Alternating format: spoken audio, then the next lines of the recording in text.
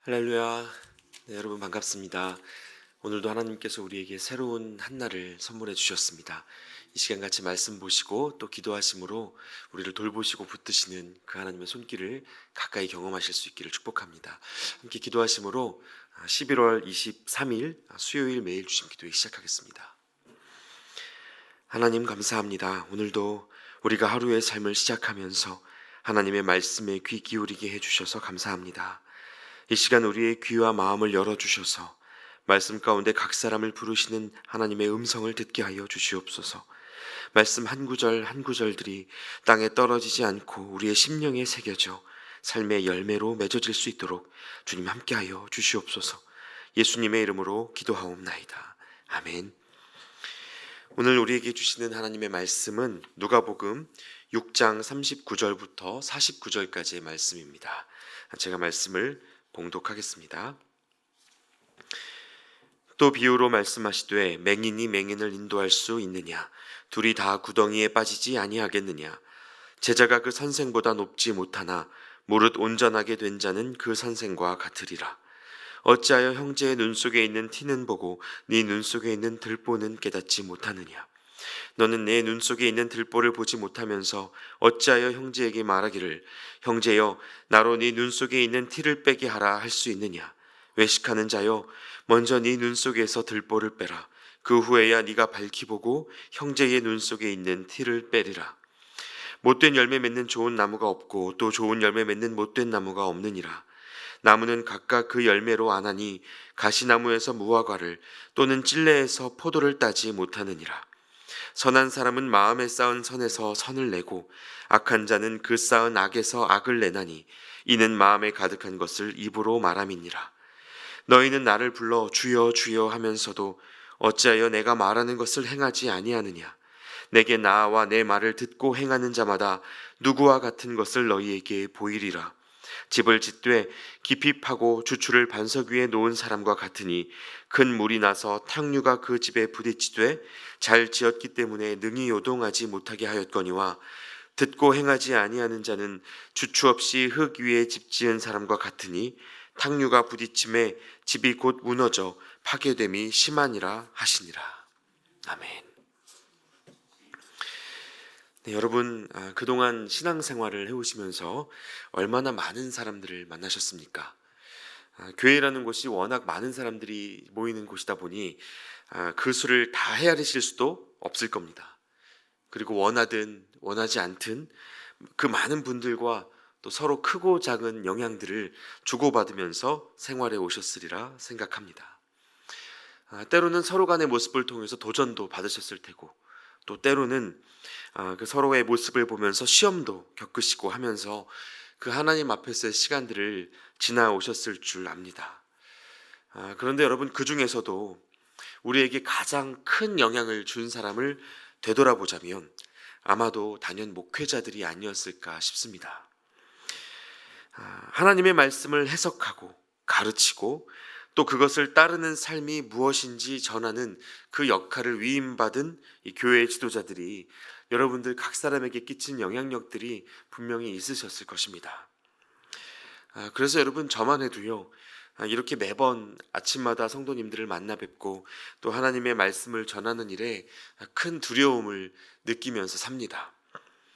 아침마다 이렇게 버벅대면서 또 감히 하나님의 말씀을 헤아려 나눈다는 것이 가당키나 한 일인가 싶기도 하고 무엇보다 저 스스로가 전하는 말씀대로 살아가고 있는가 바로 이 질문으로부터 단 한순간도 자유롭지를 못합니다. 정말 하나님이 허락하시는 은혜와 능력이 아니면 1분 1초도 감당하기 어려운 자리라는 고백을 하지 않을 수 없습니다. 그런데 여러분 2000년 전에도요 유대 사회에서 이렇게 종교 지도자의 역할을 하는 사람들이 정말 많았던 것 같습니다. 랍비를 비롯해서 바리새인, 율법 교사, 제사장들까지 나름 하나님의 백성으로서의 정통성을 갖고 있는 그래서 그 정통성을 기반으로 율법을 해석하고 가르치는 선생들이 있었다는 것입니다. 그런데 문제가 무엇입니까? 그들 대부분이요, 자신들에게 있는 이 종교적인 정통성들을 너무 자신한 나머지 예수 그리스도를 메시아로 알아보지를 못하고 오히려 죽음으로 내모는 데에 이들이 아주 결정적인 역할을 했다는 것입니다. 예수님뿐만이 아닙니다. 그들은 자신들이 신적 권위를 독점하는 데에 위협이 되는 사람들을 만나면 언제든지 율법에 대한 자의적인 해석을 가지고 그들을 단죄하거나 처형할 수 있었습니다. 그런 일에 거리낌이 없었죠. 설상가상으로요, 4세기에 들어서는 로마 황제의 콘스탄틴이 기독교를 국교로 선언하면서 예배가 공적 행사가 되었고 교회가 붐비기 시작했습니다. 이것이 세속화, 즉 교회의 타락의 시작이 됐습니다. 예수님을 온전히 믿지 않아도 세례를 받아야만 그 로마 사회에서 시민으로서의 권리를 제대로 행사할 수 있게 됐고요. 그러면 그럴수록 이 교회 지도자들의 권위는 오래전 바벨탑처럼 하나님을 향해 치솟아 올랐습니다. 그래서 여러분, 이 중세 교회의 타락이 어떠했는지 한 번쯤 들어보셨죠? 교회 안에서는 예배가 이 평신도들이 알아들을 수 없는 라틴어로 진행되곤 했었고요. 사제들이 올라올 수 있는 강단과 성도들이 모이는 회중석이 철저히 분리됐습니다. 그래서 이 강단 위와 강단 아래에 그 사이에 벽이 생기기도 하고 열 수 없는 문이 생기기도 하고 이렇게 구별이 되기 시작을 했죠. 급기야 목회자들이 스스로를 하나님과 사람 사이의 중간자적인 존재로 스스로를 선언하기에 이르렀습니다. 그래서 만인사제설을 주장하던 루터는 물론이거니와 이 수많은 종교 개혁자들을 이 종교 지도자들이 화형시키는 이런 아픈 역사를 쓰게 됐습니다. 여러분, 이것이 2000년 교회 역사 중에서요 1500년 이상을 뒤덮었던 전 세계 교회의 신학적인 기조이고 흐름이었습니다. 꽤 긴 시간이죠. 생각보다 오랫동안 눈이 닫힌 채 하나님의 뜻을 거스르는 역사를 교회가 써왔다는 말입니다. 자, 그렇다면 이제 오늘날 우리의 이야기로 한번 옮겨와 보겠습니다. 여러분, 오늘날 우리의 한국 교회 어떻습니까? 특정 교회와 목회자들을 막론하고요, 목회자가 하나님과 평신도 사이의 중간자적 존재라는 인식이 여러분 이제 우리 안에는 확실히 없는 걸까요? 목회자가 말씀을 전하고 성례전을 집례하는 이 강단 위에는 성도님들이 함부로 올라와서는 안 된다는 이 중세의 사고방식, 지금 우리에게는 없는 것이 확실하십니까? 여러분, 한국에서 이단 상담 사역을 하시는 분들의 조사에 따르면요, 한국은 인구 대비 이단 종교의 숫자가 세계 최다라고 합니다. 하나님의 말씀과 뜻에 대해 성경적인 근거가 없는 각자의 해석을 가지고 성도들을 이끌고 교회를 세워가는 거짓 목자들이 그토록 많다는 것입니다. 그래서 여러분, 오늘 본문 안에 담긴 이 주님의 말씀은요, 그저 과거의 제자들만을 위한 말씀이 아닌 것 같습니다. 여러분, 39절 말씀을 보시면 이렇게 되어 있습니다. 또 비유로 말씀하시되 맹인이 맹인을 인도할 수 있느냐? 둘이 다 구덩이에 빠지지 아니하겠느냐? 이렇게 말씀하십니다. 맹인을 인도하는 맹인, 성도들을 그릇된 길로 인도하는 영적 지도자들은 오늘날에도 여전히 존재하고 있다고 말할 수밖에 없는 것이죠. 그리고 여러분, 이들에게는요 아주 뚜렷한 공통점이 있습니다. 이것을 두 가지 정도로 요약해 볼 수 있겠습니다. 먼저, 그들이 스스로를 옳게 여기는 아주 강력한 자기 확신 속에 있다는 것입니다. 내 말이 맞다는 거예요. 스스로가 깊이, 충분히, 그리고 아주 잘 하나님의 뜻을 헤아리고 있다고 믿는다는 사실입니다. 그래서 이들은 누군가와 함께 일할 때마다 남의 눈 속에 있는 티를 빼내려는 습관을 발휘합니다. 자신들의 그런 행위를 정의라고 믿고요, 때로는 그것을 사랑이라고까지 생각합니다. 그러나 여러분, 41절에 있는 주님의 질문을 한번 보십시오.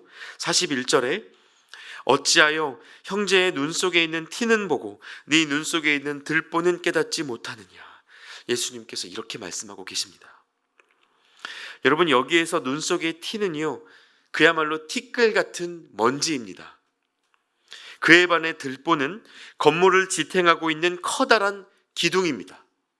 이건 너무 커서 눈 속에 넣을 수 없고요, 그저 우리 눈앞에서 그 시야를 가릴 뿐입니다. 그런데 여러분, 아이러니한 것이요, 둘 중에 뭐가 더 불편하겠습니까? 눈앞을 가로막은 커다란 기둥보다 눈 속에 들어가 있는 먼지 하나가 더 따갑고 불편합니다. 그래서 그런지 정작 눈이 가려진 사람들은요, 검은 안경을 쓰고 있는 것처럼, 어떤 벽 앞에 서 있는 것처럼 스스로를 잘 깨닫지 못합니다. 여러분, 혹시 이런 말을 종종 하시거나 또 들어본 적 있으신지 모르겠습니다. 나는 틀린 말은 안 해. 나는 그래도 뒤끝은 없어.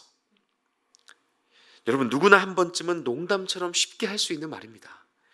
그러나 여러분, 틀린 말을 안 하는 사람은요, 없습니다. 그리고 설령 그것이 틀리지 않은 이야기고 옳은 이야기라고 해도 그 옳은 것이 사람을 바꾸지는 못합니다. 오히려 사람을 변화시키는 것은 옳은 지식이 아니라 그른 것을 품어내는 사랑입니다. 그래서 여러분, 하나님이 천지를 창조하셨을 때도요, 선과 악을 알게 하는 나무의 과실을 먹지 말라고 말씀하셨던 이유가 바로 여기에 있습니다. 선과 악을 구별하는 사람의 행위가 하나님의 마음을 아는 데에 아무런 유익이 되지 않기 때문입니다. 본래 사람에게 선과 악의 기준은 여러분 그저 하나님이십니다.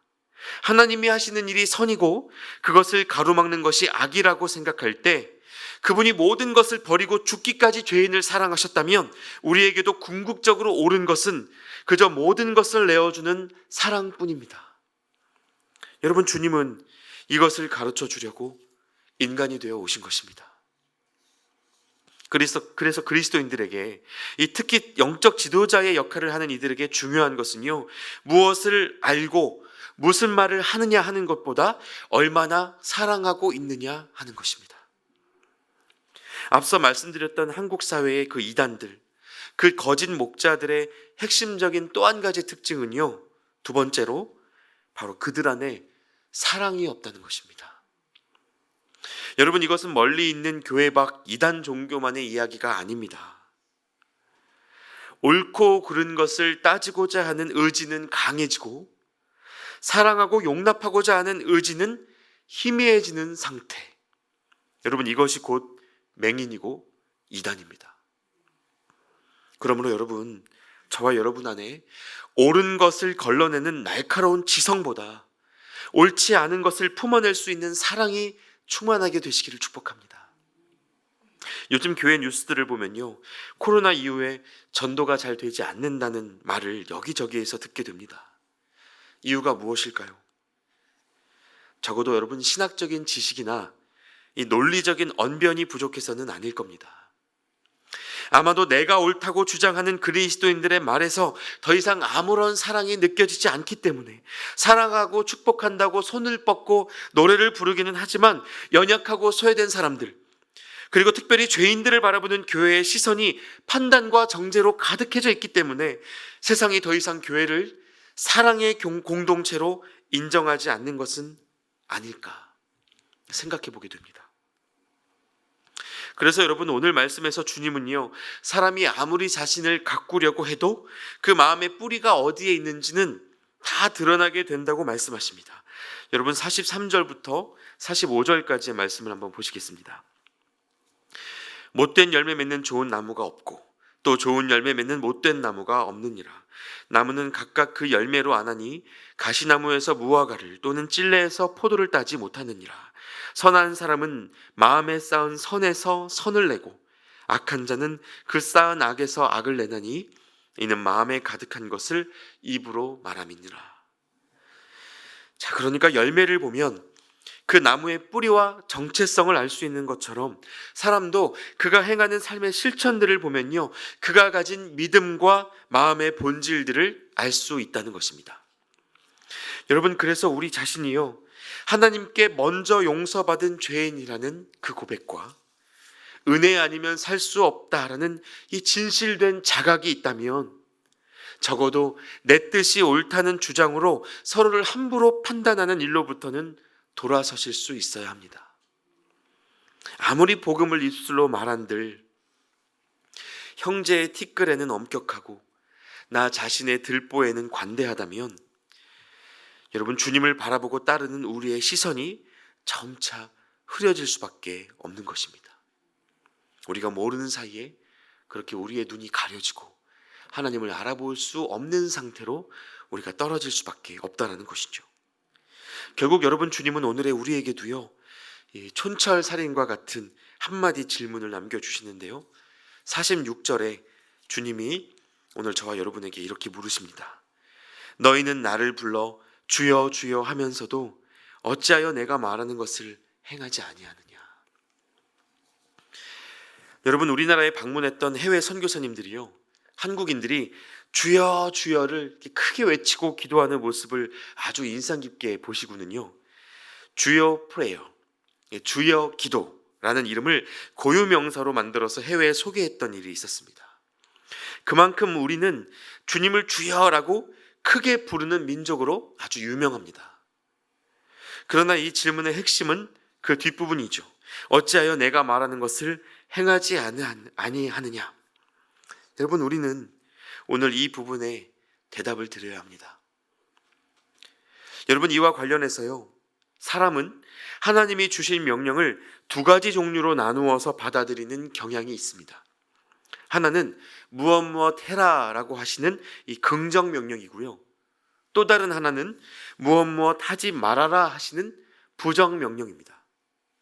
그런데 가만히 생각해 보시면요, 하지 말라는 것을 하면 큰 죄이지만 하라고 하는 건 안 해도 괜찮다고 생각하는 경우가 우리 안에 많습니다.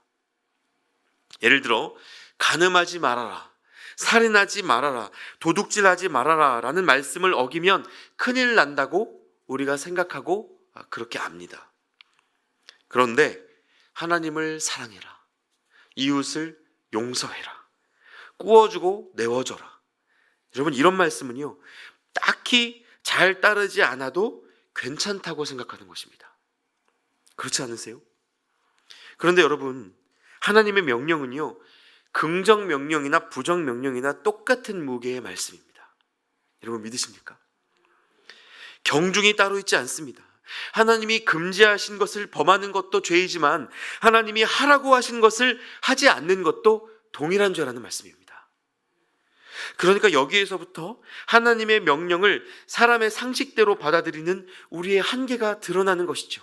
말씀을 말씀대로 순전하게 이해하고 해석하지 못하는 그런 우리의 한계가 있습니다.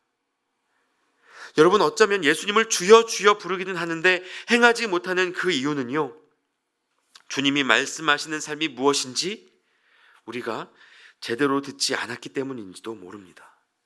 듣고 싶은 것만 듣고 행하고 싶은 것만 행하는 우리의 연약함 때문에 우리가 주님이 우리에게 무슨 말씀을 하시는 것인지조차 제대로 들어본 적이 없는 것은 아닌지 오늘 다시 한번 반성해 보게 됩니다. 그러나 여러분, 이러한 신앙은요, 오늘 말씀 48절과 49절에 보시면 탕류에 부딪힐 때 무너져 버리는 집과 같습니다. 평상시에는 잘 드러나지 않습니다. 별 차이가 없어 보이죠. 그러나 말씀을 귀 기울여 듣고 하나님이 원하시는 삶이 무엇인지 구하면서 씨름해보지 않은 신앙은요, 그 뿌리가 얕아서 작은 위기에도 흔들리고 이내 하나님을 떠올리는 것조차 버거운 상태가 될 수 있다는 겁니다. 여러분, 오늘 본문 속 이 예수님의 말씀은요, 월요일부터 이어졌던 누가복음 평지설교의 마지막 부분입니다. 그래서 2000년 그 전에 이 말씀을 듣고 서 있던 무리는 12사도뿐만이 아니었습니다. 그 자리에 많은 무리의 제자들이 있었고 병고침을 받으려고 사방에서 몰려든 사람들이 그 안에 가득했습니다. 그러나 가난하고 줄이고 우는 자를 복되다고 믿고 주님 말씀처럼 원수를 사랑해 보겠다고 기도하면서 그 하나님의 뜻대로 살기 위해 몸부림쳤던 이들은 그렇게 많지 않았습니다. 무엇이 옳은 일인지 말하고 또 가르치려는 사람들은 그 안에 많았지만 사랑으로 용납하고 먼저 희생하여 섬기려는 이들은 찾기가 어려웠습니다. 여러분, 예수님을 존경하는 팬으로 남지 마시고 그분을 따르고 닮아가는 제자가 되실 수 있기를 축복합니다.